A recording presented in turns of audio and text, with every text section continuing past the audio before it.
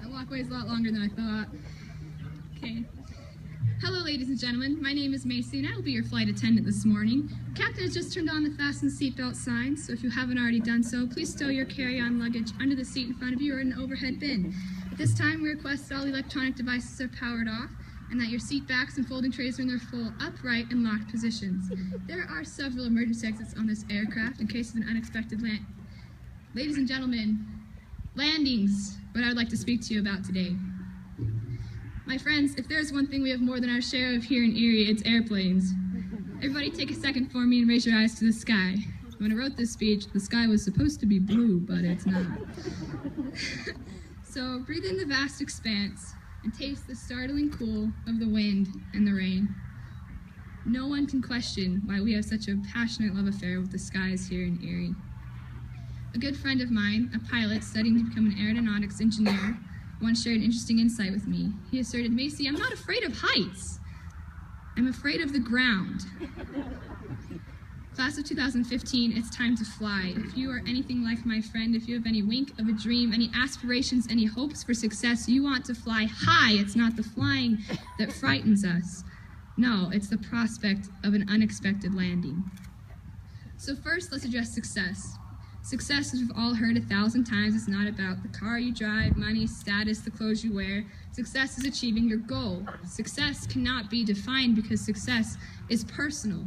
If for you, success is becoming an officer in the United States Marine Corps, go for it. If for you, success is keeping the land that your family has worked for over a century, go for it. If for you, success is becoming a lawyer, a doctor, a miner, a welder, a chiropractor, a teacher, go for it.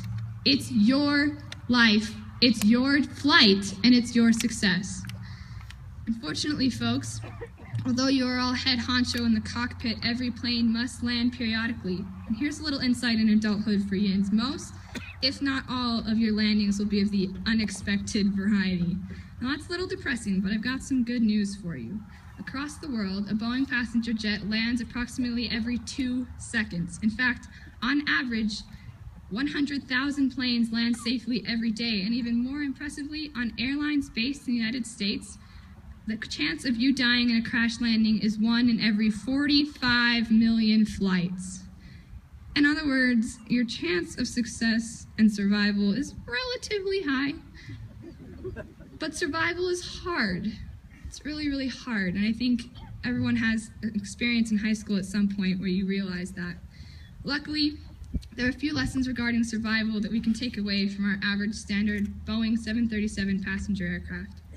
First, in the cockpit of any plane under the supervision of a commercial airline, the pilot is never alone.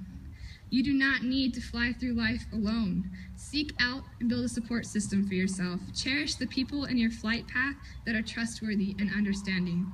Find respect, give respect. Find support, give support. Find love, give love.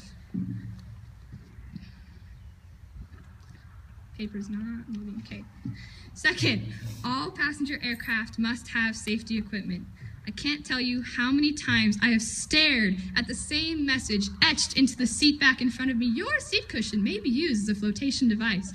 Guys, they're basically saying that if you are so desperate that the only thing you have left is a seat cushion, you can still make it.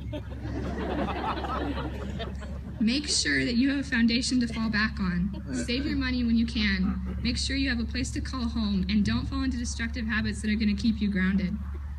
Third, most commercial airplanes have connection landings in hub cities that interrupt their flight paths. On average, roughly 45% of passengers flying into DIA are there waiting for a connecting flight, not to vacation in the Mile High City. Ladies and gentlemen, unexpected landings do not doom your travel plans to an early end. They are merely opportunities to refuel, adjust your course, and experience again the exhilaration of taking off.